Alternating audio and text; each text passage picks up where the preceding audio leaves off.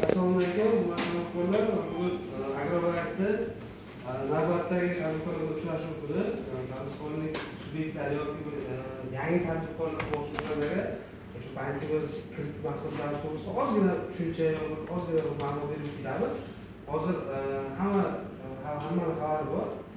Kreditlar masalan banklar mahallaga biriktirilgan. Ana shu mahallaga biriktirilgan banklar har bitta mahallaga xuddi mahalla 7ligi deymiz, mahalla 8ligi bo'lib banklar ham qo'shilgan. O'sha oldin oilaviy tadbirkorlarga umuman qanaqa kredit olish kerak bo'lsa, bankka keladigan bo'lsa fuqarolar endi bankka kelmaydi, mahallaga o'tirib bitta xabar qo'l qo'yganliklaridan bo'ldi. Qolgan hamma hujjatlar mahalladan bo'ladi. Imtiyozlar to'g'risida gapiradigan bo'lsak, hozir yoshlarga 30 yoshga to'lgan yoshlarga imtiyoz berilyapti. 18% beriladi.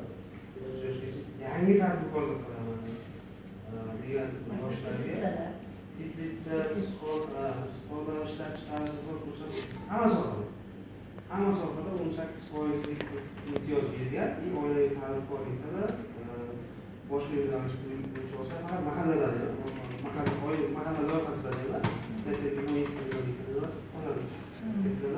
eng qulay shu 30 yoshga to'lgan yoshlar bo'lsa 100 millionlik bezaroq beradi.